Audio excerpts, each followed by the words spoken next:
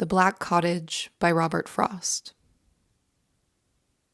We chanced in passing by that afternoon to catch it in a sort of special picture among tar-banded ancient cherry trees, set well back from the road in rank lodged grass, the little cottage we were speaking of, a front with just a door between two windows, fresh painted by the shower of velvet black. We paused, the minister and I, to look. He made as if to hold it at arm's length or put the leaves aside that framed it in. "Pretty," he said. "Come in. No one will care."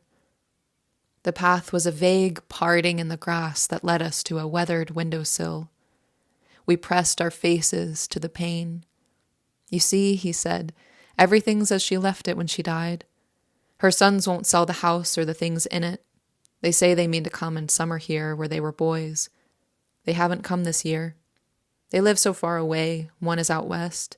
It will be hard for them to keep their word. Anyway, they won't have the place disturbed."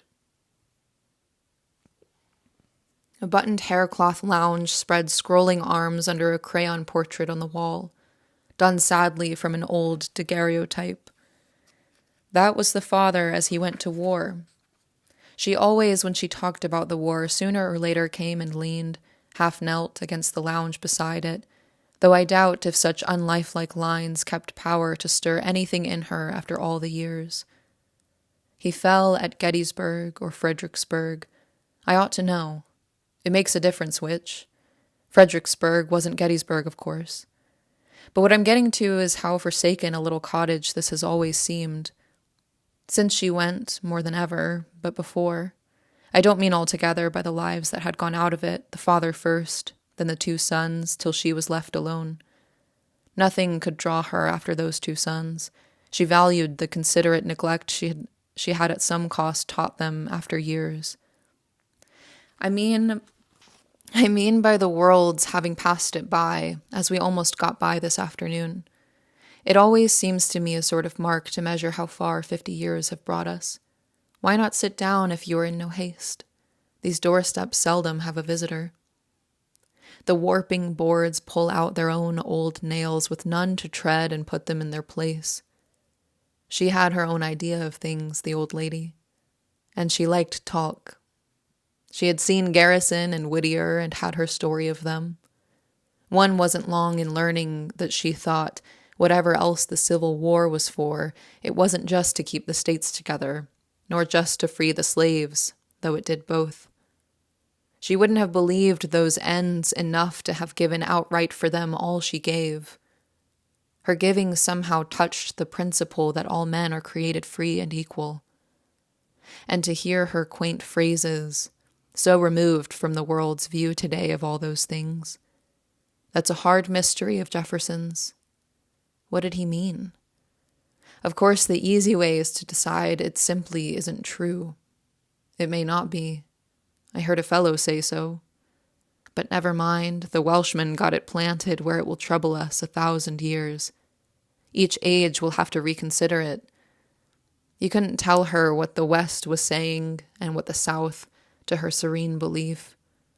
She had some art of hearing and yet not hearing the latter wisdom of the world. White was the only race she ever knew. Black she had scarcely seen, and yellow never. But how could they be made so very unlike by the same hand working in the same stuff? She had supposed the war decided that. What are you going to do with such a person? Strange how such innocence gets its own way. I shouldn't be surprised if in this world it were the force that would at last prevail. Do you know, but for her there was a time when, to please younger members of the church, or rather say non-members in the church whom we all have to think of nowadays, I would have changed the creed a very little. Not that she ever had to ask me not to. It never got so far as that, but the bare thought of her old tremulous bonnet in the pew and of her half asleep was too much for me. Why, I might wake her up and startle her. It was the words "descended into Hades" that seemed too pagan to our liberal youth. You know they suffered from a general onslaught. And well, if they weren't true, why keep right on saying them like the heathen? We could drop them.